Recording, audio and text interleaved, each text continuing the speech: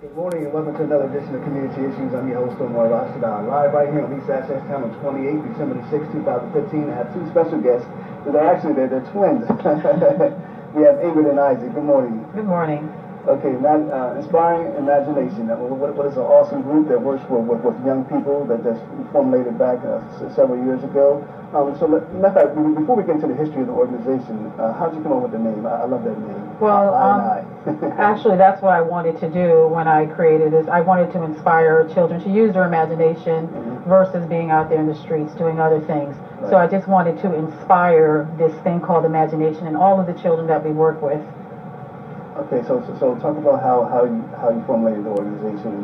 When it got started, why it got started, and how. Okay, so this was something that was inspired by things that I went through as a child, the way my mother raised me, and some organizations that helped us when we were children by providing these types of activities for us as well. When I had my children, I started having this Christmas Day and Easter Day in my home with my children and neighborhood children and my nephews and nieces, and eventually it got too big to have in my basement anymore. And so my husband said, why don't you consider taking it out so that more children can actually benefit from it. So at that point I reached out to many organizations. It was Christmas time and I wanted to do something Christmas wise, so I reached out to many organizations asking if I could help in some way at Christmas time by bringing some kind of Christmas craft day and gifts to the children, and I got turned down by many because at Christmas time they're so inundated with so many supplies from donations. Everybody has their heart open at Christmas, but the Boys and Girls Club had nothing at that point, and they had no way of getting anything. And my children had benefited from the Boys and Girls Club. Okay, so we say Boys and Girls Club, we're talking about the one on Union Street, Frames? That's the one I started with, Frames Boys and Girls Club on Union Street. And then eventually we branched out to H. Fletcher Brown, and we serviced them, and they're probably the location that's most in need. Okay, so talk about your role in the organization. My role is not that big. Ingrid does most of the real hump work. Basically, I talk to anybody that'll listen, as you know. I talk to them about the organization. It's very important to me because I do have kind of a checkered past. And I've done some things in my past that I wasn't proud of. This gives me a chance to give back to a community that I've taken from for so long, and to give in a way that I think is very important, that is through the children. Because when I was a kid, I didn't listen to my mother and father. We had great parents, but I was on the street and I was running around with the kids and I was doing all the wrong things. And if I had one organization that I would want to be around, that gave me that kind of inspiration, I might have turned out different. Maybe not. But I feel like if we can change one child's life, then we've changed the world. So how was it being twins were working together? So did they all ever agree on everything, or did they argue? Or how was it? It's absolutely wonderful to work with my twin brother. He actually is easy to work with because he's so open, and he's probably one of the most genuinely kind people that I've met. And so there have been many times in our lives where we did not get along because I've always been this, and he told you how he was. So there have been many times in our lives where we didn't get along, and it took us till we were in our 40s to realize we're almost like best friends, And so there are times running an organization that I get a little tough on him. And he just takes it. I feel bad afterwards, but he takes it and he takes the ball and he goes running with it. And he's going to be moving and leaving us in a while, so I'm going to be missing that. So. Okay, and in terms of the youth now how can youth get involved in your Christmas? Is it a matter of the location you go to, or if someone's watching right now and they want their child, their daughter or son to be involved? How can their children be involved? If they wanted to, they would need to be added to the head count. So at this point it's kind of late because it's next Saturday. We usually count up and we do the toy drive based on the amount of children that we're going to be having. We usually service about maybe 130 children. Wow. And so not only would we have to get a head count, but then it's held at the Boys and Girls Club. And so though the Boys and Girls Club does not sponsor it, so I don't want people out there donating to the Boys and Girls Club. Right. This is a separate organization. Right. Though they sponsor it, we need to have their permission to bring other people into their building. So we have to make sure that if they want to come, that we okay it with the Boys and Girls Club beforehand.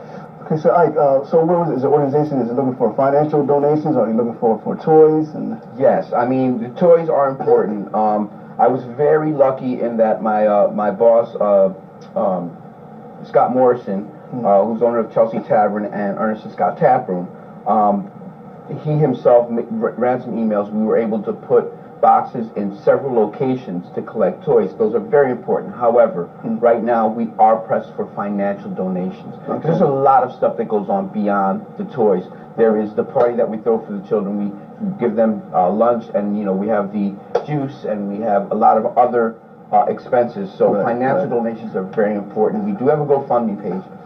We are on Facebook. We have a website, and really, honestly, I know a lot of people hear this, but $5, $10, it doesn't have to be a lot.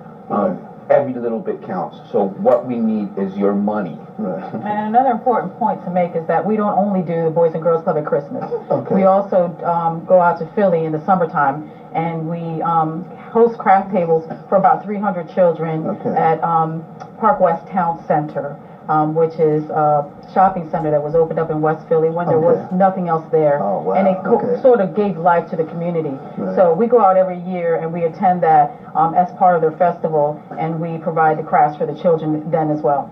Okay, now before the show we were talking about certain toys that you don't accept. You want to get into that? Yes.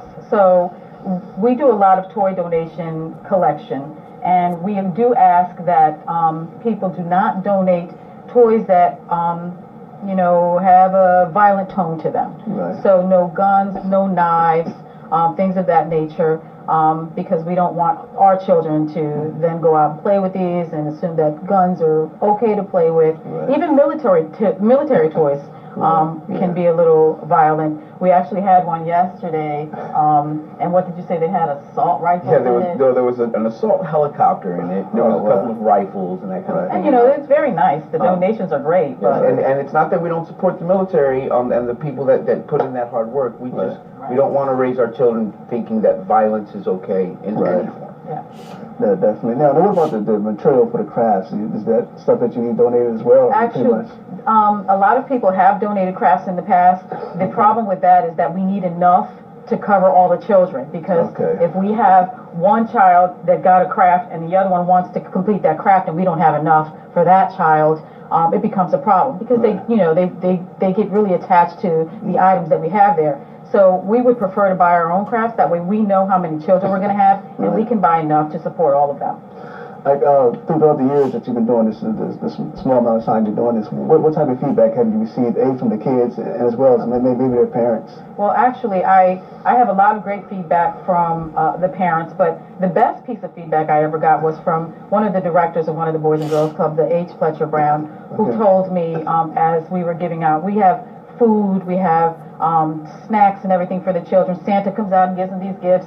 And as they were eating their pizza, he said, that's probably the only meal they're going to have today. Oh, wow. And so, that surpasses any other information that I've gotten from anyone else. So economics plays a role in it as well. Right. In that neighborhood, it's horrible, because the poverty level is really bad in that particular area. So that is the area that's most in need, and the one that we try to focus on. And yet, probably the area that they bring the least children. Okay. I gotta say that I've been very lucky to play Santa for several years. It's my favorite day of the year. It's my favorite thing to do. But for me, it's the happiness. I mean, the children have a great time. They love doing it. They love being there. And I mean, children will be children. So there are some that are, may cry, at this, or may fight over that. Right. But it's making those kids happy. It's bringing some happiness to kids who otherwise don't see a lot of happiness. I mean, some of these children will have no Christmas at home. A lot of the others whose parents are legitimately struggling to provide for them are going to receive socks and underwear and pajamas and that kind of thing for Christmas, wrapped up in Christmas paper so that it feels like Christmas, but We want to provide that fun Christmas atmosphere that every child deserves. You bring up a good point, actually, because we have a lot of donations that people give us, and they're great donations. But we do ask that if you're giving toy donations, we require toys $15 to $20 in value and brand new, unwrapped, so that we can see what they are. And the reason for this is we want new toys because these are children who are used to getting secondhand toys. Right. You know, so we want to give them some Everything. Right. They're used to this, and if you were someone who didn't have much and were used to getting secondhand toys, you don't necessarily want another one.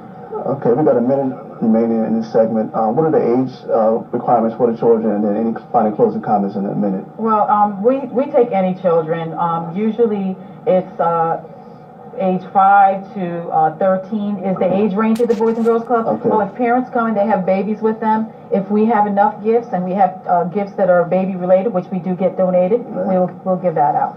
Okay, what's that number? The number is 302-893-7808. All right, one more time for good luck. 302-893-7808. All right, on that note, we're going to close this segment, and the door's open for 2016. Any other upcoming events that you two have, just, you got my email. Okay, thank you. Live right here on Comcast Channel 28, you're watching Community Issues. We're going to take a short break, and we'll return. All right, thank you.